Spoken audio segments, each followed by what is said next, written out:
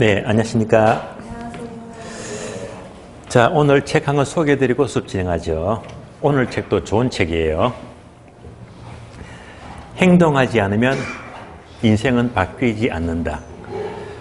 저자가 브라이언 트레이시인데요. 제가 굉장히 좋아하는 작가입니다. 이분이 쓴 책을 볼 때마다 의욕이 팍팍 생기더라고요. 제목이 꽤 길죠, 그죠? 제목은 긴데, 근데 제목 보니까 뭔가 의욕이 생기죠. 제목이 멋져요. 예. 그래서 이 책을 여러분 공부하는 데 도움이 될까 싶어서 한 3가지로 줄여봤는데요. 첫 번째는요.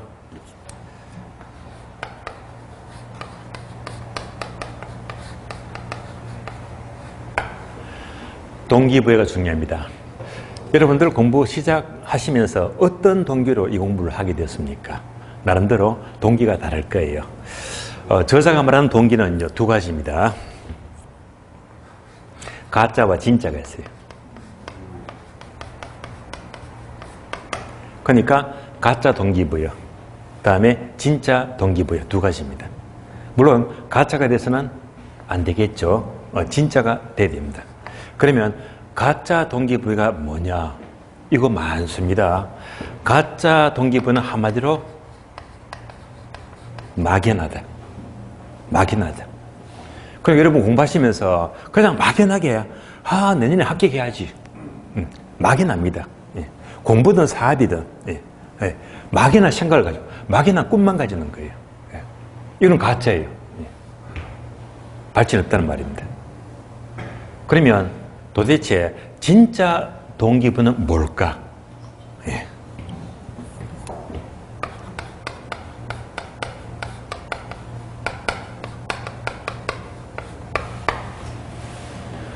본인이 느낍니다.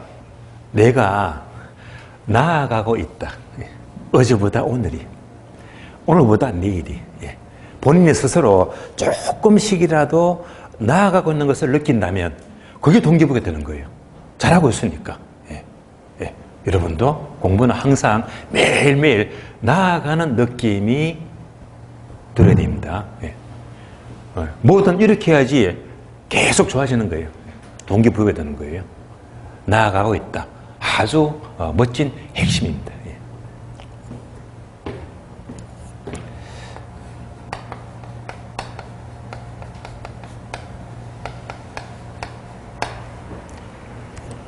두 번째는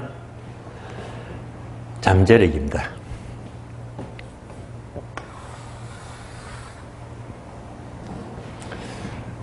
얘가 전부가 잠재력인데요. 그러면 북극에 이거 있죠. 빙산. 얘는 작지만은 나머지가 엄청 큽니다. 이 전체가 잠재력이라면 대부분 사람들은요, 자기 전체 잠재력에서 이런 얘기 많이 들어보셨죠? 한 10% 정도밖에 발휘하지 못한다 라는 말 많이 들어보셨죠? 사실은요, 10%도 아니에요. 우리 두뇌의 능력은 엄청납니다. 그런데 사실은 전체 잠재력 중에서 10%가 아니라 대부분 사람들은요, 한 2%에서 3%밖에 못 쓴대요. 97% 능력을 무시하고 있습니다. 이렇게 잠재력은요, 어마어마한 거예요. 그래서 잠재력을 끌어올려야 됩니다. 여러분들이 조금만 더 원래 이렇게 잠재력 능력을 끌어올려버리면 우리 시험은 아무것도 안 하는 거예요. 뭐든지 할 수 있다는 말입니다.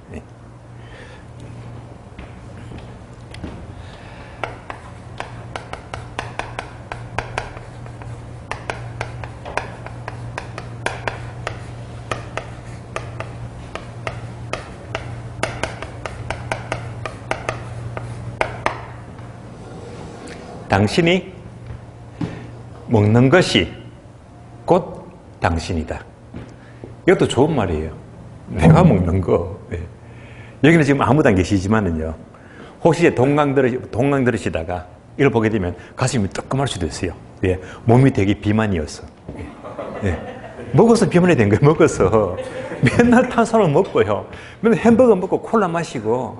그러니까 결국 내가 먹은 것이 내가 되는 거예요. 아주 좋은 말이에요.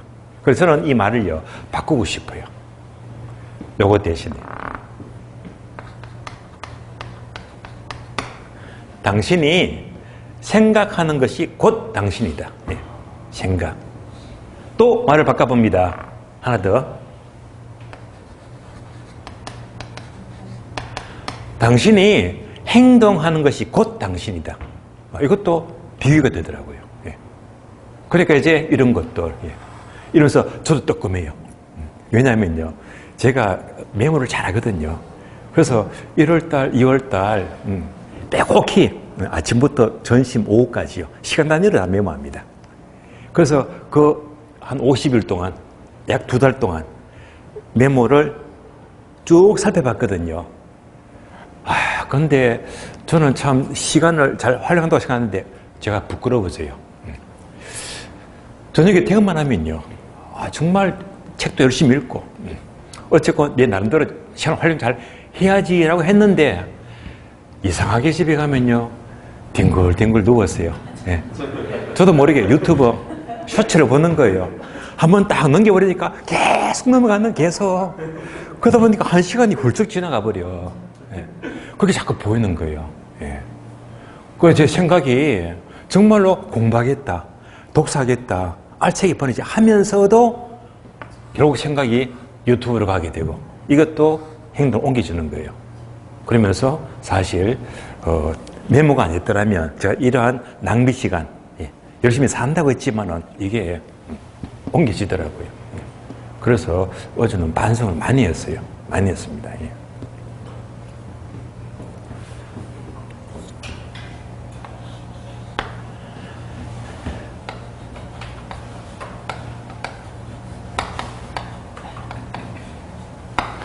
마지막으로 행동력입니다. 책의 포인트죠. 행동력입니다. 여러분들 어떻게 하면 행동력을 못 걸어 올릴 수가 있을까요? 이것을 높이자. 예. 높이는 방법은 작가가 강조하는 포인트는 가장 중요한 게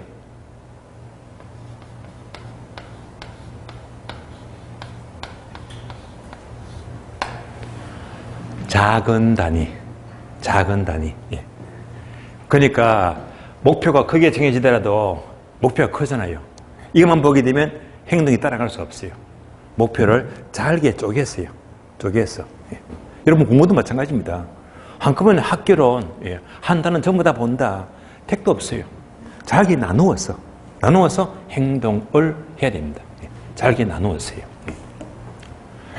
그래서 한 땀 예. 절대 서두지 말고 매일같이 차곡차곡 쌓아나가는 게 행동력을 높이는 길이거든요. 그러면 이럴 때 얘가 붙어요. 뭘까요?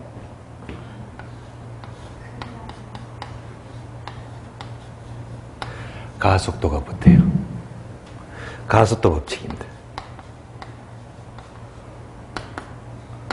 처음에는 미미해요. 시작할 때는 더디거든. 그러나 하면 할수록 속도가 빨라집니다. 예. 여러분들 공부 처음 하시면요. 처음에 작은 단위로 계속 쌓아가니까 뭔가 늦은 감이 들어요. 예. 더딘 감이 들잖아요. 그러나 나중에 7월, 8월, 9월, 10월 돼보세요. 이 누적이 되면요. 엄청난 속도가 되는 거예요. 가속도. 예. 공부뿐만 아니고 모든 일이 마찬가지입니다. 예.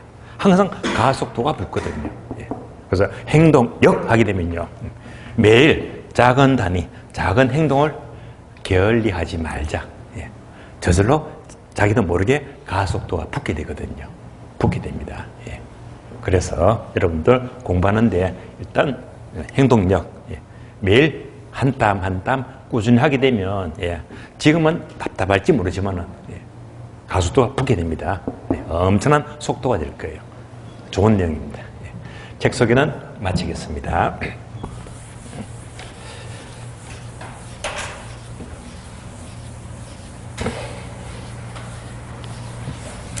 자, 오늘 수업은 좀 힘이 드는 수업이 될 거예요. 가장 어려운 파트입니다. 자, 교재는 425페이지입니다. 425페이지. 감정평가 3방식이고요. 학개론 중에서 가장 난코스고요. 가장 어려워요. 미리 말씀드리겠습니다. 그러면 여러분들이 1차 과목을 너끈하게 이렇게 합격을 하시려면 사실은 민법보다는 학교론이 유리합니다. 왜냐하면 민법이 양이 많습니다. 암기할 게 훨씬 많거든요. 그런데 제가 강조하잖아요. 3대 7. 3대 7. 30% 학교론, 70% 민법 공부하라고요. 그런데 공부를 적게 합니다. 적게 해도 결국은요, 민법 공부를 많이 했는데 오히려 점수는요, 적게 한 학교는 점수 더 잘 나와요.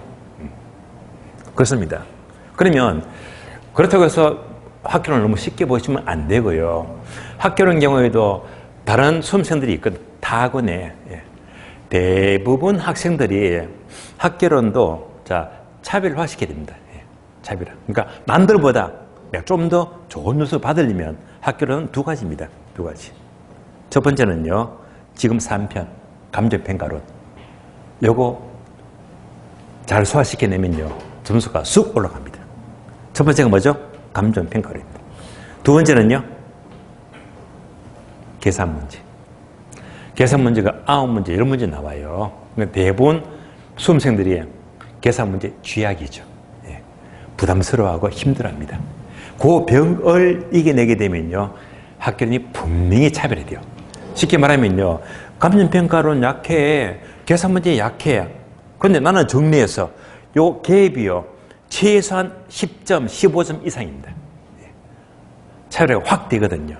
결론적으로 학교론 전체 중에서 남들이 포기하고 약하다고 하는 감정평가론하고 계산 문제만 제대로 여러분들이 정리한다면요, 제가 보기에는 학교론은요, 아마 70점도 쉬울 거예요. 뭔지 아시겠죠? 그래서 70점 별거 아닙니다. 그러니까 조금은 힘들지만은, 계속 한 땀 한 땀 계속 하다 보면 속도가 붙어요. 그래서 어쨌건 학교론만큼은 마지막 파트 감정평가론하고 특히 계산 문제를 잘 이겨내자. 그러면 분명히 좋아집니다. 자, 그러면 3방식은 가장 어려운 파트입니다. 먼저 1절 3방식 객관.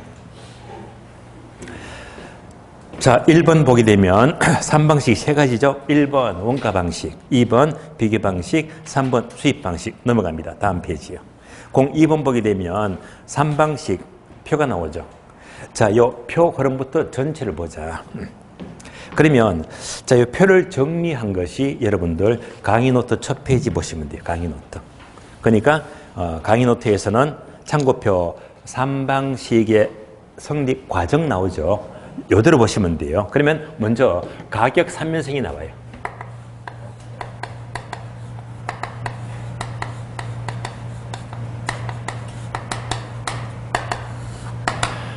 가격 3면성 세 가지는 첫 번째가 시장성입니다. 다음에 비용성이 나오고요. 다음에 수익성이 나와요.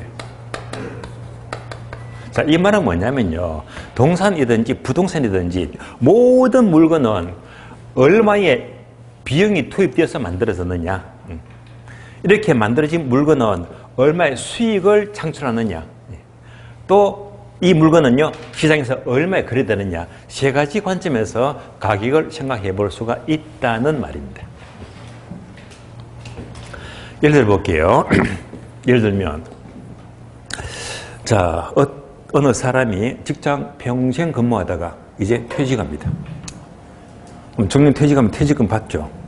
퇴직금 받아가지고 먹고는 살아야지. 앞으로 살 날이 40년씩 남았는데. 그래서, 자, 그러면, 자, 퇴직금 딸딸 끌고 모아서 자영업이나 해볼까. 그래서 식당을 차리려고 결심합니다. 식당을 차려요. 식당을 전부 차리는데 총 비용이 얼마 들어갔다? 3억 들어갔다. 얘가 뭐죠? 식당의 비용성에 의한 가격이 3억이 나왔습니다. 그런데 수익은 달라집니다. 3억 주고 차린 식당이, 자, 어쨌건 음식 맛이 너무너무 좋아. 또 사람도 삭삭해. 장사하다 보니까 딱 4개야. 그러다 보니까 장사가 너무 잘 되는 거예요. 손님이 바글바글 합니다. 그러면 수익이 훌쩍 올라가겠지. 그럴 수 있잖아요. 이때 수익 가격은 4억이 나올 수도 있겠네. 얘가 바로 수익성 가격입니다.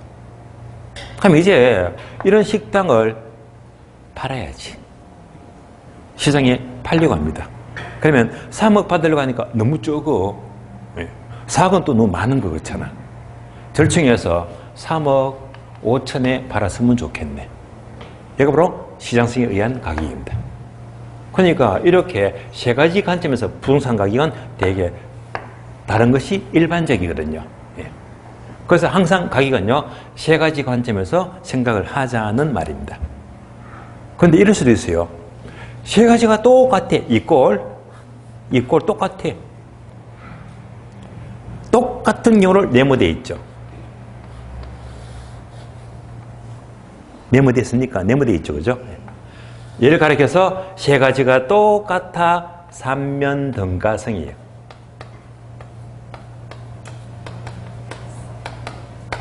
세 가지가 똑같아 삼면등가성.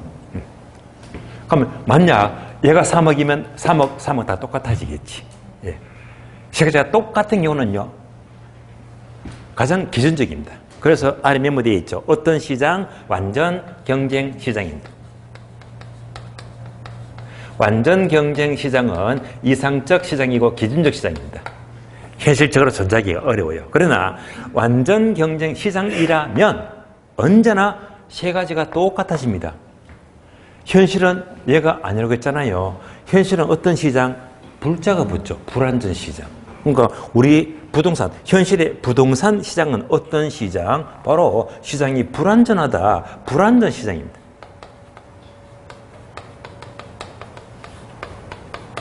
불안전 시장입니다. 결국 불안전 시장이니까 세 가지가 이렇게 다를 수밖에 없습니다. 달라지는 거예요. 세 가지가 달라지기 때문에 결국 이 세 가지 관점에서 각각 3방식이 나눠집니다.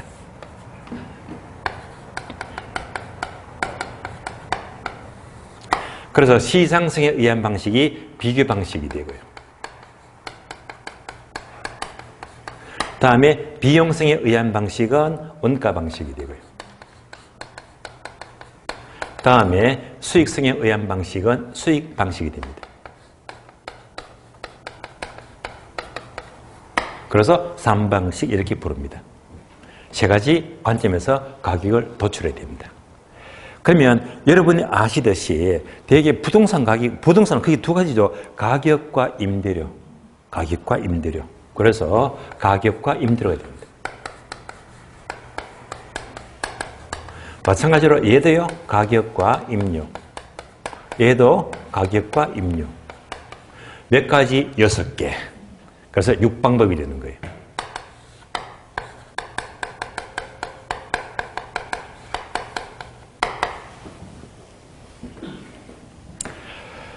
자, 6방법 중에서 우리 시험은요, 특히 요 가격이 있죠, 가격. 얘가 집중 출제입니다. 임료는 10년에 한 번 나올까 말까. 그래서 3방식 하게 되면 주로 가격을 중심으로 세 가지 방법을 철저히 공부를 하시면 되는 거예요. 자, 이때 비교 방식으로 가격 구하자. 이것을 거래 사례 비교법 이렇게 불러요.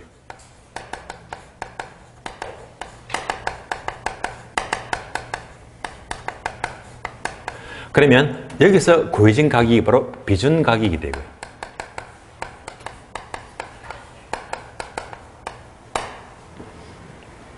다음에 임료는 별로 안 나온다고 했죠. 임료 구하자 임대 사례 비교법입니다. 임대 사례 비교법. 여기서 구해진 임료가 비준 임료가 되고요. 다음에 원가 방식으로 가격 구하자 원가법 이렇게 불러요.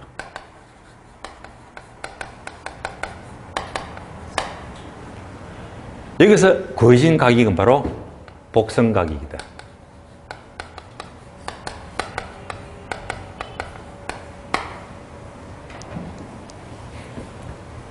다음에 임대료 구하자 적산법입니다. 여기서 구해진 임료는요, 적산 임료가 돼요.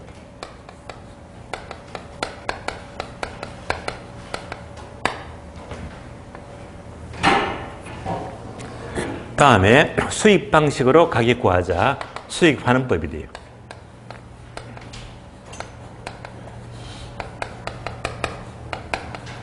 이때 가격은 수익 가격이 되고요.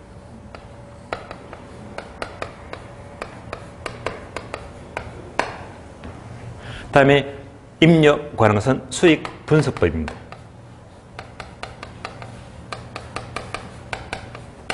자, 이때 임료가 수익 임료가 되고요. 그래서 오늘 4시간은요, 이렇게 3방식 6방법, 얘를 전부 다 공부하는 겁니다.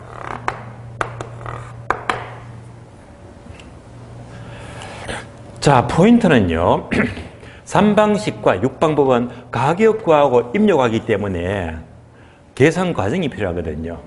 모든 계산 과정은요, 출발이 뭐냐? 출발. 바로 공식입니다. 결국 오늘 4시간 동안 공식만 공부하는 겁니다. 공식. 무조건 공식부터 출발합니다. 아니, 공식에다 숫자만 넣게 되면 계산 문제가 돼요. 그래서 얘는요, 계산 문제가 훨씬 더 비중이 높아요. 계산 문제. 기본적으로 3방식에서 문제가 최근에 계속 세 문제 나와요. 세 문제. 비중이 엄청 큰 겁니다. 그 세 문제 중에서 최소한 계산 문제는 2문제 이상은 무조건 나와요. 그래서 계산 문제를 절대 소홀할 수가 없고, 때로는요, 공식만 암기해버리면 얘는요, 득점 찬스입니다. 점수 따기 너무너무 좋아요. 얘는요, 장난치기가 어렵거든요. 그래서 계산 문제가 의외로 득점이 용이합니다. 그런데 많은 분들이 얘를, 이 전체를 포기해요. 어려워서. 한번 공부해보면요, 생각보다 무난합니다. 하기 좋아요. 왜? 분량도 많고 어렵긴 하지만은요, 우리 시험은 좀 쉽게 나와. 감정평가는요. 득점하기가 좋아요. 결국, 자, 6개 방법 중에서 이렇게 가격을 중심으로, 거래사례 비교법, 다음에 원가법, 다음에 수익환원법, 집중적으로 공부하시면 되겠고요. 그러면 임료는 약하다고 했죠.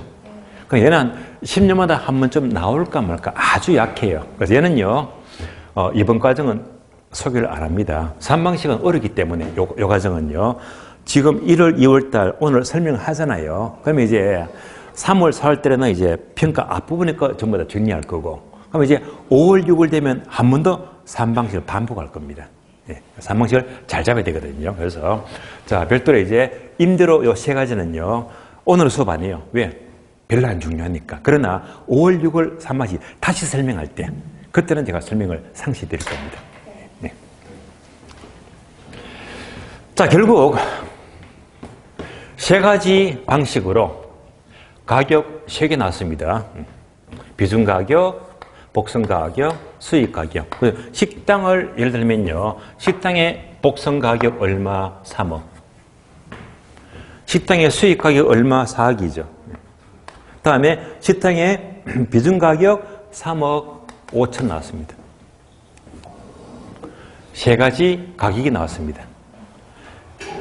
여기까지 가격은요, 평가서가 계산기를 두드렸어. 그러니까 계산된 가격입니다. 계산된 가격. 이렇게 계산된 가격을 다른 말로 시산가격 이렇게 불러요.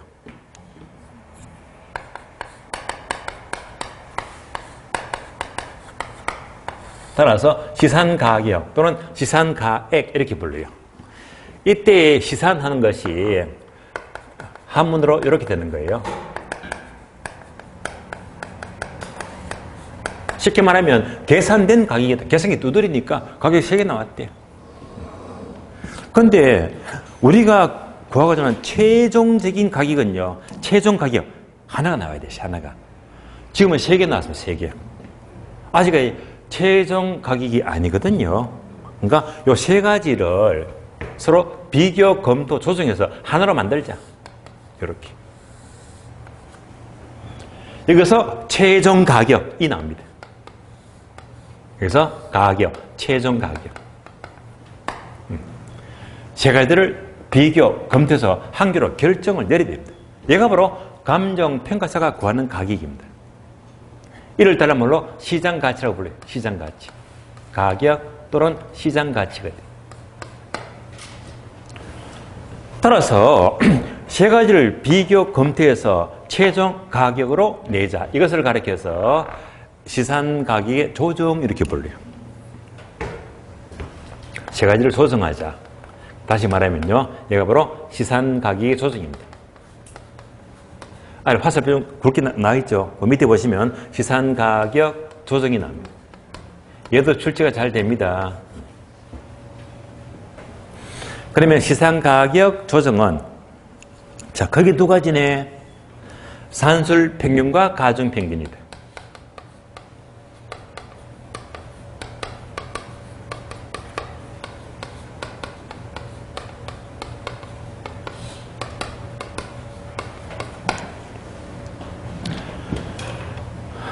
자, 잘 나눈 문장. 시산가액의 조정은 세 가지 가격을 단순히 산술평균어로 구한다 하면 무조건 X입니다. 틀린 말이에요. 따라서 산술평균이 아니고 가중평균치를 구한다라고 보시면 돼요. 앞으로 그냥 결론은 학교론에서 산술평균단은 거기가 틀린 말입니다. 대부분 학교는 전체에서 나오는 평균치는요. 가중평균이 압도적으로 많습니다. 자, 산술평균 먼저 하시죠. 뭡니까? 머리수대로 나누면 돼. 3명이면 나누기 3, 4명이면 나누기 4. 그러니까 단순히 n분의 1이다. 그러니까 자, 이 비용성이 3억 나왔죠. 수익성 4억 나왔잖아. 시장성 3억 5천 나왔습니다. 요거 다 더해가지고 n분의 1 나누기 3하면 돼요. 얘가 산술평균입니다. 그러면 이제 중간값이 나오겠네. 3억 5천. 3억 5천. 얘가 엉터리 내 말입니다. 이렇게 하는 것이 아니고 가중치를 두죠. 가중치. 가중치. 자, 참고로 우리가 식당을 한다면요. 식당은 가장 주된 성격이 중심이 셋 중에서 뭐라고 볼 수 있을까요? 식당. 요거죠. 수입 보고. 돈 벌려고 하는 거지. 예산이에요. 그러니까 이제 식당은요, 얘가 주가 돼야 됩니다. 그래서 얘를 전부 다 끌어와야 돼요. 가장 많은 가중치는 여기다 가중치를 줘야 됩니다. 나누기 3분의 1이 아니고 여기다 비중을 줘야 이런 말입니다. 그래서 가장 주 방식을 선택하죠.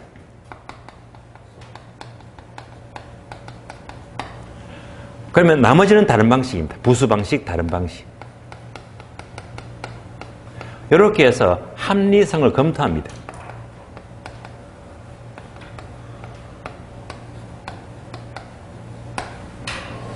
그러니까 이제 주방식을 선택하자. 그러니까 앞에서 예를 들었지만 식당은 얘가 주된 성격이죠. 얼마? 4억. 이거 4억입니다. 이것을 주로 하되 나머지 다른 방식은 이제 식당은 비용성 얼마? 3억. 시장성 얼마? 3억 5천. 이렇게 참작하는 거예요. 참작하니까 이렇게 검토하니까 결론 땡땡땡 결론. 이 결론은요 마치 판사가 재판도 재량행위죠. 예, 자기 마음이야. 자기 마음. 그런데 평가서도 마찬가지입니다. 재량행위야. 자기가 이렇게 해서 나는 얼마다 정하면 되는 거거든요. 어떤 평가서는요 3억 9천 할 수도 있고 3억 8천 할 수도 있고 조정해서 이렇게 해서 결론적으로 3억 8천이다. 그래서 평가사 의견만 적으면 됩니다. 세 가지를 이렇게 각각 구했는데 그 결과 이를 주로 하되 검토하니까 3억 8천이 맞다. 그래서 결국 땡땡땡 이때 가격은요 3억 8천이다. 얘가 최종 가격입니다. 자, 한눈에 보이죠? 3방식이 왜 필요한지. 한 번 더 정리하자면 모든 가격은 삼면성에서 결정이 되는데 부동산은요 세 가지가 달라. 뭐 때문에? 불안전 시장이니까. 그래서 세 가지 관점에서 가격을 구해야 되고 이렇게 각각 구해진 가격은 어디까지나 계산된 가격, 시상 가격입니다. 이것을 하나로 결정 내리기 위해서 시상가격에 조정이 필요한데 이때 조정은요 단순히 산술평균이 아니고 두 방식 선택에서 나머지를 참작하는 가중평균치로 구하더라. 3방식 전체 왜 필요한지를 보았습니다. 여기까지가 3방식 개설 부분입니다. 자, 그래서 지금부터는요, 이제 비용성에 의한 원가법, 시장성에 의한 거래사례 비교법, 다음에 수익성에 의한 수익하는 법, 이 세 가지를 차근차근 하나씩 보는 거예요. 하나씩. 그리고 이 중에서 항상 계산 문제는 두 문제는 필이 나옵니다. 필이 나와요. 첫 번째, 한번 교재 봅니다. 426페이지입니다. 이제 표를 보게 되면 얘가 떨어져 그대로 설명을 다 드렸고요. 그러면 이제 03번 시산가액의 조정. 단어 봐도 뭐가 뭔지 흐름은 이해되시겠죠? 자, 그러면 시산가액 조정은 어떻게 출제되느냐? 목차 2번 바로 보세요. 시산가액의 조정은요, 걸어 1번, 걸어 2번 있죠? 2번만 집중하자. 걸어 2번이 조정 방법인데요. 세 줄 있죠? 첫 줄. 시산가액의 조정은 밑줄 하세요. 단순히 3방식에 의한 시산가액의 산술 평균을 의미하는 것이 아니다. 밑줄. 세 번째 줄 밑줄 하세요. 세 번째 줄. 각각의 방법에 대해서 가중치를 두어서 가액을 결정한다. 그러니까 가중평균. 이걸로 끝. 오른쪽 페이지 넘어갑니다. 제2절요. 드디어 원가법. 이제부터 강론 하나씩 들어가는 겁니다. 원가법은 가장 시간이 많이 걸리고요. 또 힘들어요. 예. 그럼 이제 원가법 보기 전에 모든 방법들은 출발이 뭡니까? 공식. 공식입니다. 지금부터 공식부터 무조건 출발. 공식을 풀어서 공식만 잘 따라오시면 돼요. 그래서 427페이지 보니까 목차 2번 산식 공식 보이죠? 네모 박스. 제조달 원가에서 빼기 감가 누계액 빼니까 적산가액 또는 복선가액 나오더라. 얘가 공식입니다. 자, 지금부터 원가법 봅니다. 원가법 볼게요.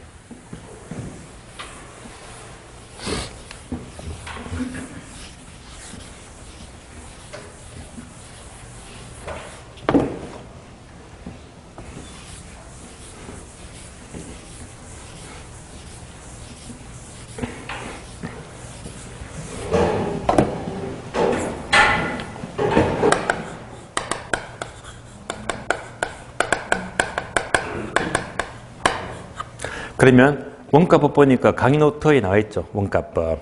그래서 자, 출발이 뭐지? 화살표, 비용성이다.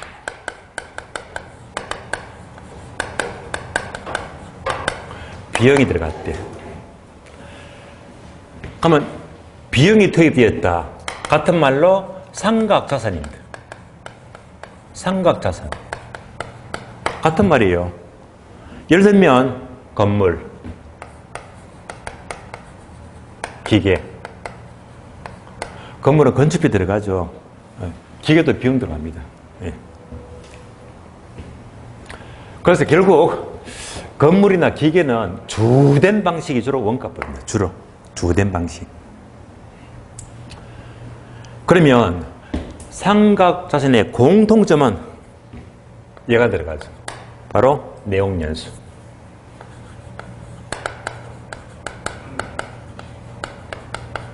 쉬운 말로 수명이죠. 수명이 있습니다. 언젠가 쓰다 보면 수명이 다하게 되면 철거하든지 버려야 된다. 그래서 항상 삼각자산이 나왔다면 필연적으로 얘가 따라붙습니다. 자, 그러면요, 건물이 자 처음에 건물 쓰다가 점점 노후화됩니다. 노후화 돼요. 자, 건물이 자꾸 노후화된다. 10년 지나고 20년 지나면요, 건물 가치가 올라갑니까? 내려갑니까?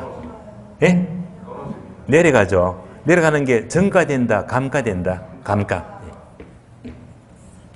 바로 감가된다. 감가. 그래서 원가법 포인트는요, 무조건 뭐지?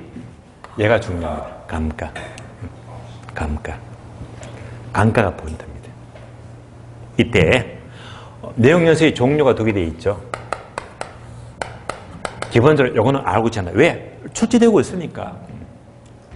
그러면 내용연수는요, 크게 종류가 두 가지인데요. 물리적 내용연수가 있어요. 물리적, 자, 라지엔 부를게요. 물리적 내용연수. 그리고 경제적 내용연수다. 두 가지입니다. 뭐 쉬운 말로 물리적 수명과 경제적 수명이다라고 보시면 돼요. 결론은요, 이렇게 움직이죠.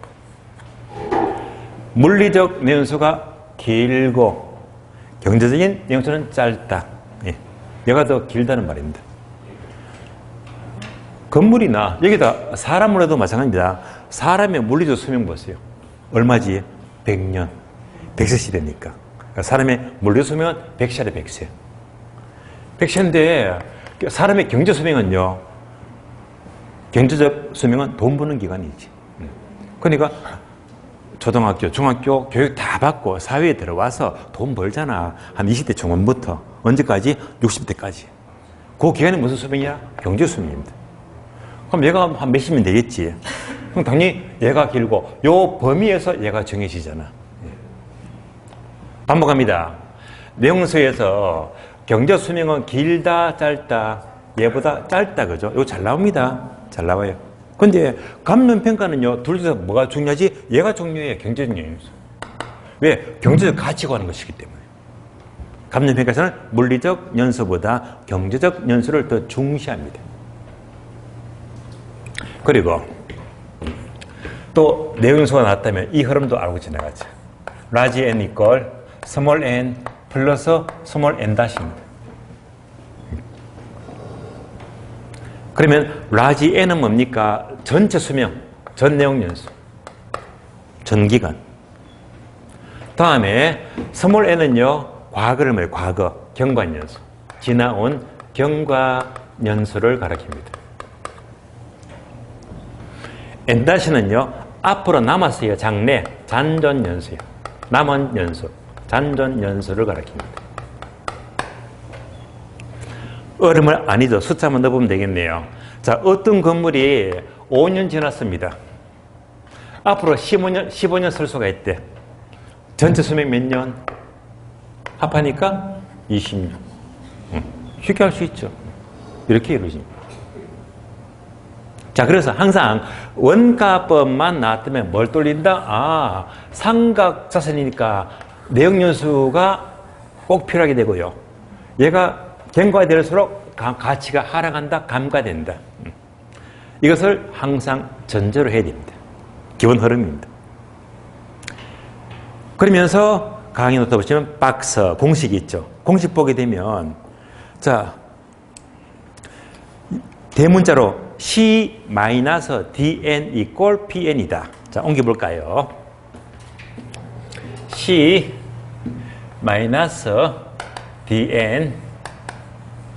equal pn이다.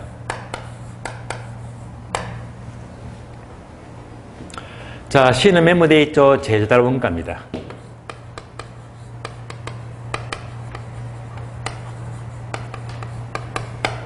다음에 dn은 n이 뭐죠? 이거 경관연수, 스몰 n.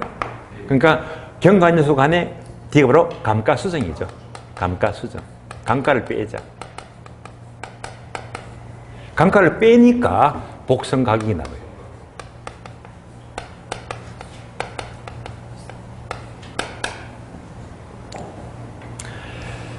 그럼 굳이 왜 대문자로 썼느냐? 대문자로 표기한 이유는요, 얘가 가장 정통적입니다. 그냥 쉽게 말하면요, 가장 전문가, 감정평가사들이 가격 구할 때 이렇게 쓰거든요. 가장 정통적인 공식입니다. 여러분들은 3방식은요, 평가사가 공부하는 그대로 정통성 그대로 공부하죠. 예. 그래서 공식은요, 이게 좋아요. C-dn equal pn이다. 감정평가사가 쓰는 공식 그대로입니다. 자, 이걸 보게 되면, 요소가 두 가지네, 이렇게. 아, 그러니까 원가법은 두 가지만 공부하면 되겠네. 제조달 원가가 뭡니까? 감가수정이 뭡니까? 둘 중에 뭐가 더 압도적으로 중요하다? 얘가 훨씬 더 중요합니다. 감가. 굉장히 중요합니다.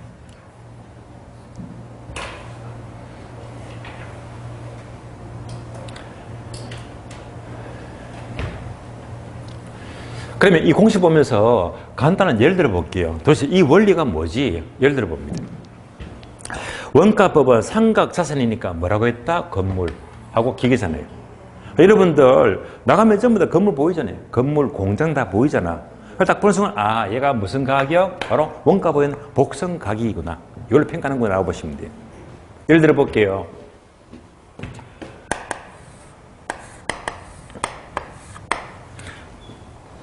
건물이 있어요. 이 건물을 짓는데 총 원가, 건지 포함해서 모든 총 원가가 얼마 주고 지었다? 2억 주고 지었다. 얘가 무슨 원가? 총원가. 얘가 바로 제조달 원가예요. 2억. 어려움은 아니죠. 그러니까 제조달 원가는 쉬운 말로 총원가. 총원가. 2억 주고 지었는데 이때 라지 N 전체 수명. 전체 수명은 얼마 잡을까? 20년 잡아야지.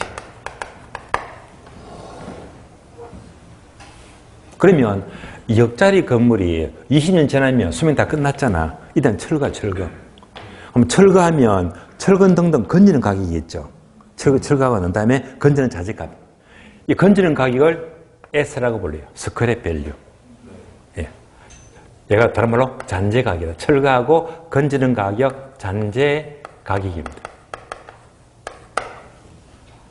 일단 없다고 가정할게요. 없다. 그럼 0이 되잖아요. 이 말은 무슨 말이죠? 2억짜리 건물이 철거하면 아무것도 없대. 그대로 다 없어진대. 만약에 2억짜리 건물이 철거하고 2천만 원 건지면, 2천만 원 건진다면 2억 중에서 2천만 원 건지면 10% 건지는 거잖아요. 이때 이제 얘가 이제 2천만 원 10%가 되는 거야. 일단은 제로다. 다 소멸되고 없어진대.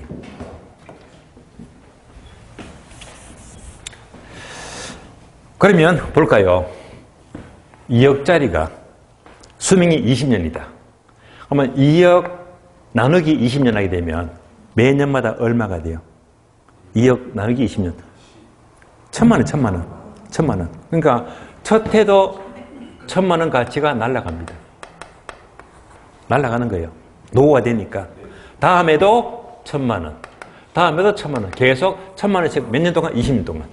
그러면 땡 끝나는 거지. 그래서 자, 요거 경관연소가 5년 지났대. 5년 지났대. 가치가 총 얼마 강가되었죠? 5천만 원 날라갔지. 강가되었습니다. 5년 지났더니. 그러면 남는 가치가 뭡니까? N-지. 남는 가치가 N-다. 남는 가치가 얼마가 돼요? 빼니까 1억 5천만 원. 따라오시죠? 2억짜리 건물이 총원가인데 5년 지났다. 얼마 날라가고? 5천 강가되고. 5년째 남은 건물 가치가 얼마가 된다? 1억 5천이 돼요. 그 공식 대입합니다. 총 2억짜리 건물이 있는데 경관연소가 몇 년 지나서 5년 지났지. 그러면 5년 동안 강가가 얼마지? 합계액이 5천만 원. 이거 빼니까 5년째 남는 가격이 얼마가 된다? 1억 5천만 원. 얘가 바로 원가법입니다. 원가법은요, 총 원가에서, 제조원가에서 N년째 강가를 빼게 되면 남은 금액이 N년째 가격이 나온다는 말입니다. 한번 내려서 갑니다. 만약 8년 지날 때, 8년. 강가 얼마? 8천. 8년째 가격 얼마? 1억 2천. 되시겠죠? 얘가 원가법입니다. 자, 그래서 결국 원가법은 제대로 원가랑 강가 쪽만 공부하는데 뭐가 더 중요해? 얘가 더 중요해, 강가가. 그럼 이제 아래 보니까 하나씩 풀어서 보자. 그래서 강의 노트 보시면 1번 제조달 원가 내려가서 2번 감가 수정이 나옵니다. 자, 그래서 제조달 원가는요, 세 가지만 공부하시면 세 가지. 첫 번째 제도원가의 의의가 뭡니까? 의의. 두 번째, 자, 제도원가의 종류. 이렇게 나와 있죠. 세 번째가 제도원가를 구하는 방법입니다.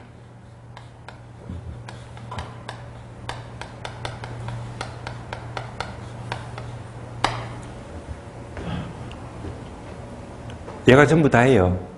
그래서 제조달 원가는 의, 종류, 구하는 방법. 이걸로 끝. 똑같아. 의, 종류, 구하는 방법. 똑같이 보시면 돼요.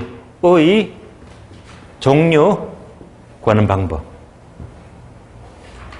근데 이때 의에서는요, 의에서는 따로 좀 공부할 게 있는데요. 다음에 두 번째, 종류는요, 종류. 종류는 감가 수성이니까 감가 요인의 종류. 감가 요인의 종류가 나옵니다. 종류가 세 가지 나옵니다. 종류. 다음에 구하는 방법. 같은 말로 감가 수정 방법입니다. 감가 수정 방법입니다.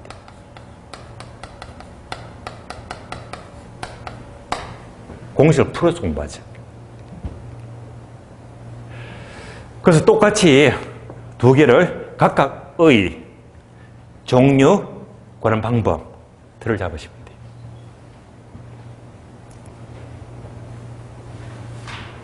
하나씩 봅니다. 첫 번째, 제자로 원가가 뭡니까? 가장 쉬운 말로 총원가. 메모되어 있죠? 총원가다. 그런데 이 단어가 쉬면 안 나와요. 왜? 이런 단어가 핵심 단어가 아니기 때문에. 따라서 화살표 네모되어 있죠? 얘가 출제가 돼요. 총원가인데 꼭 기억하세요. 이 네모가 뭐냐? 바로 기준 시점입니다. 기준 시점에서의 총원가입니다. 기준 시점. 주로 현재라면 오늘 현재. 현재 가격 구하니까. 자, 그래서 어떤 시점, 기준 시점이지 항상 우리 시험은요, 얘를 싹 바꿔서요, 신축 시점 하면 틀린 말이에요. 신축 시점이 아니고 기준 시점입니다. 그러니까 시험은 얘가 늘 나와. 그러면 얘를 어떻게 또 이해할까요? 자, 예를 들어 봅니다. 예를 들어 볼게요.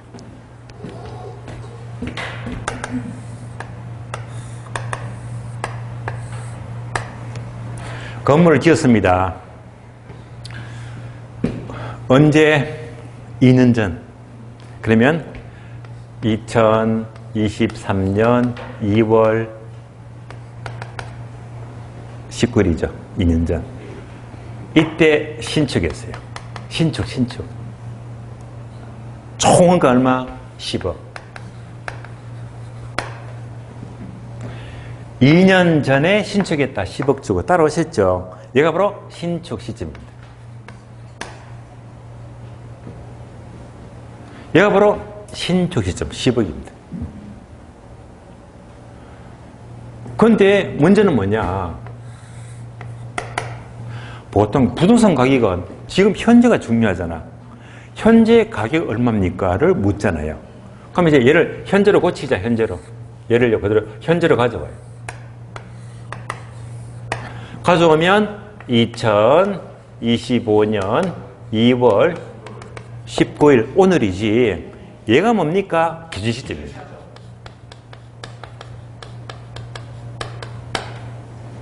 달라요. 그러면 갭이 몇 년? 2년. 그럼 2년 동안 건축비가 오를까 안 오를까? 되게 올랐습니다. 되게 오르잖아요. 그래서 2년 동안에 이때 건축비가 20% 상승했대. 20% 올랐대. 그러면 얼마가 될까요? 암산. 12억이죠. 12억. 그러니까 2년 전 10억 주고 새 건물 신축할 수 있는데 만약 이걸 똑같이 지금 짓게 되면 20% 올랐잖아. 그럼 지금 총원가 얼마? 12억이다. 그래서 기준 시점에서의 총원가, 얘가 바로 제조달 원가예요.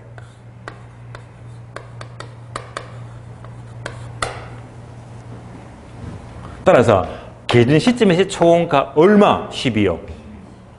제조달 원가. 그러면 신축 시점은 아니지. 왜? 10억은 아니잖아. 되시겠죠? 따라서 제조달 원가는 신축 시점이 아니라 주로 기준 시점, 현재 모든 총원가를 가리킵니다. 자, 그러면 이제 얘도 잘 나오니까 교재 보고 확인, 교재 봅니다. 428페이지요. 428페이지. 자, 02번 목차 제조달 원가 중간에 찾았죠. 1번 의보입니다. 의 보시면 동그라미 1번만 집중하자. 제조달 원가는 총원가인데 대상 물건을 기준 시점 동그라미. 기준 시점. 아예 적어져요. 위에다가 신축 X 적어요. 신축 시점은 틀린 말이에요. 예. 따라서 기준 시점에서 똑같이 지어 재생산하거나 재칠한 뒤에 들어가는 적정 원가의 총액, 즉 총원가를 가리킨다. 예.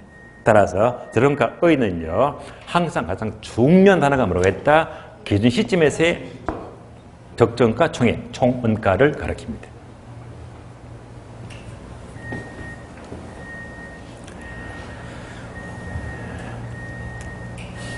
다음에 목차 2번 종류가 나오죠. 종류가 두 가지. 재판 볼까요? 종류, 의 종류. 그다음 종류 보게 되면 괄호 1번 복제 원가 또는 괄호 재생산 비용. 자, 이렇게 용어들이 좀 여러 가지가 있죠.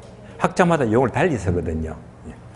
복제 원가는 주로 일본 출신의 학자가 복제원가라고 부르고 재생산 비용은 미국 쪽 출신의 학자가 이렇게 번역 해석합니다.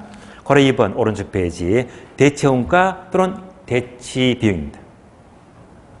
이 두 가지 또 시험에 잘 나와요. 반드시 알아야 됩니다. 지금부터 강의 노트 보세요. 강의 노트 보게 되면 종류가 두 개 있죠. 복조 또는 복제원가와 대치원가. 이렇게.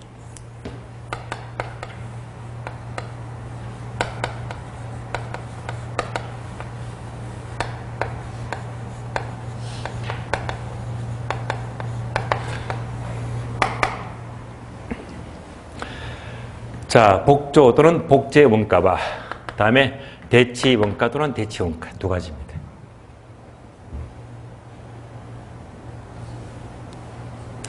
얘를 어떻게 비교할까? 가장 쉬운 비교는요. 복조 원가는요. 주로 최근 건물.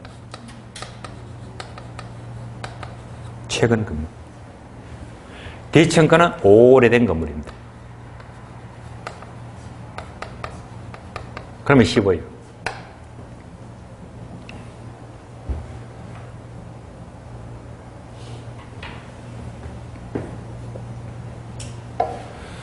그럼 볼까요? 자, 제대로 원가는 뭐라고 했죠? 이때 기준 시점에서 총원가니까. 그럼 얘가 언제 신축했다? 2년 전. 그럼 상식적으로 2년 전 건물은요, 최근 건물이다, 오래된 건물이다. 2년 전. 힌트. 아파트는요, 10년까지는 신축 아파트라고 불러요. 최근 건물이다, 오래된 건물이다? 최근. 5년 전 캐도요, 최근 건물입니다. 최근화 다 없습니다. 저 10년 전까지는요. 그러니까 얘는 뭐지? 최근 건물이지. 그러면 이렇게 최근 건물의 제대로 원가는 2년 뒤에 건축비가 20억 올랐잖아. 똑같이 짓게 되면 얼마가 들어가지? 12억 들어가지. 얘가 바로 제대로 원가이자 똑같은 말로 이꼴 복조 원가예요. 같은 말입니다. 그러니까 최근 건물은요 그대로 똑같이 지어 물리적으로 동일하게. 그래서 얘는 바로 물리적 개념입니다.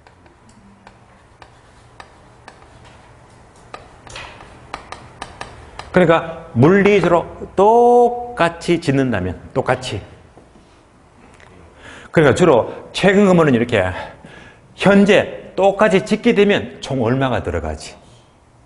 예. 얘가 바로 제로원가의 개념이고 최근 건물이니까 무슨 원가? 복조원가입니다. 복주원가.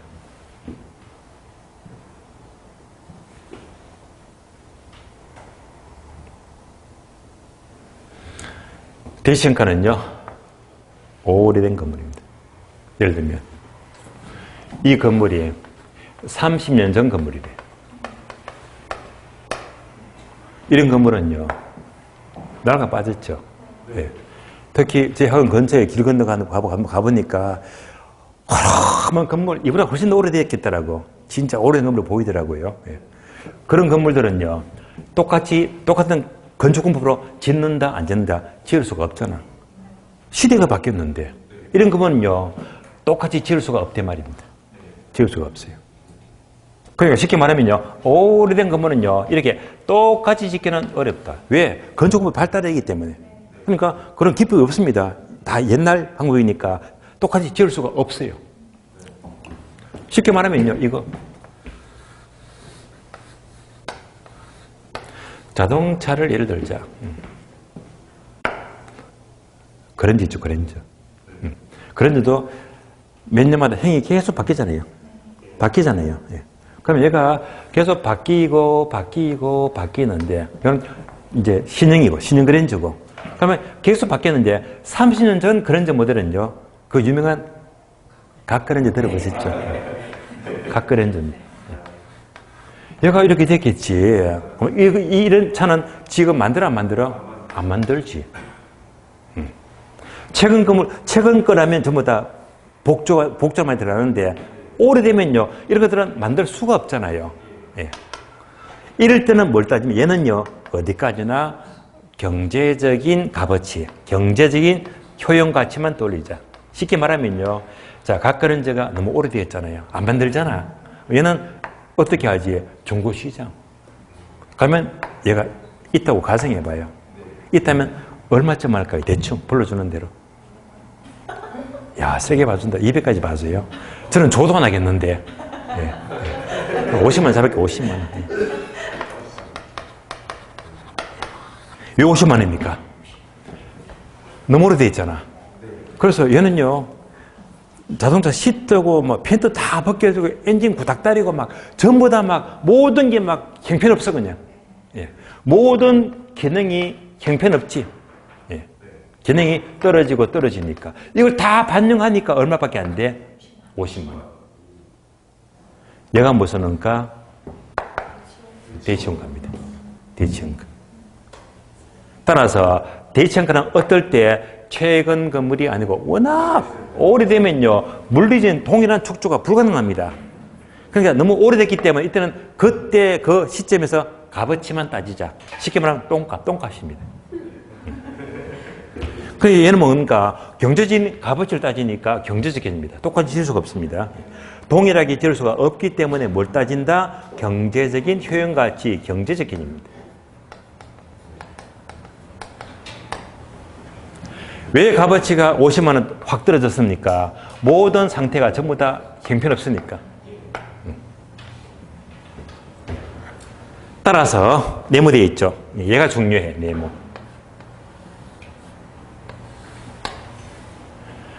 자, 얘가 잘 나와요.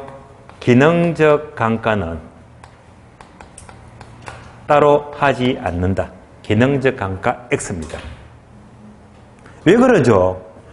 이미 기능이 다 형편없잖아. 이게 다 얘가 이미 반영이 되었거든요. 반영이 되니까 50만 원이라. 반영이 되었잖아. 따라서, 자, 이유가 뭐라고 했지? 자, 땡땡땡. 이미 반영이 되었다. 모든 게 이미 반영이 되었어요. 예, 모든 기능적 하자가 모두 반영이 되었기 때문에 얼마 안 해. 반복합니다. 기능적 감가를 하지 않는 것은 복조 원가입니까? 대치 원가입니까? 대치 원가. 예. 그래서 복조 원가가 하면 틀린 말입니다. 예. 되시겠죠? 따라서 대치 원가는 따로 기능적 감가를 하지 않는다. 왜? 하게 되면 감가를 이중가가 2번 하게 되거든요. 이미 반영됐기 때문에. 예. 그래서 얘도 여기서는 얘가 중요해. 잘 나봐. 그러니까 여러분들이 이제 도로 걷다 보면 자, 길 가다 보면요. 한 10년 된 건물이 보여. 무슨 원가? 복지원가. 40년, 50년 돼서 무슨 원가? 대치원가. 예. 대치원가는 한마디로 똥값이죠. 뭐 때문에 모든 게 다 반영이 됐기 때문에 기능정가를 따로 하지 않습니다. 끝났어요. 여기까지. 그런데 보통 평가사가 구하는 것은 주로 얘가 실무에서 압도적으로 많습니다. 얘를 구하는 거예요. 얼마? 12억, 제대로원가, 복지원가 이라고 하는 게 현실의 대부분입니다. 자, 교재 확인하고 시겠습니다. 교재 볼까요? 자, 거래 1번 복지원가, 거래 2번 대치원가인데요. 아래 박스 있죠, 박스. 박스 봅니다. 양자를 비교하지. 동그라미 1번, 2번, 3번, 4번이 있죠. 1번 복지원가는 밑줄합니다. 물리적 측면 밑줄, 물리적 개념.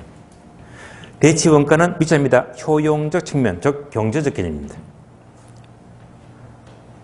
2번은 그냥 들어오게요. 복지원가는 신축 건물. 대치원가는 오래된 건물. 예, 설명드렸고. 3번 한 줄, 빈줄. 얘가 중요합니다. 밑줄 하세요. 제조달 원가를 대치원가로 산정하였을 때는 기능적 단가는 따로 하지 않는 것이 일반적이다. 그래서 대치원가는 기능적 단가를 하지 않는다. 왜? 이미 반영되었기 때문에. 끝. 3번 내려가요. 산정 기준. 또 4번 내려가요. 구하는 방법. 3번하고 4번 해봅니다. 구하는 방법. 어떻게 구합니까? 예. 구하는 방법은요. 10분 쉬었다가 다음 시간 이어서 설명을 드리겠습니다. 쉬겠습니다.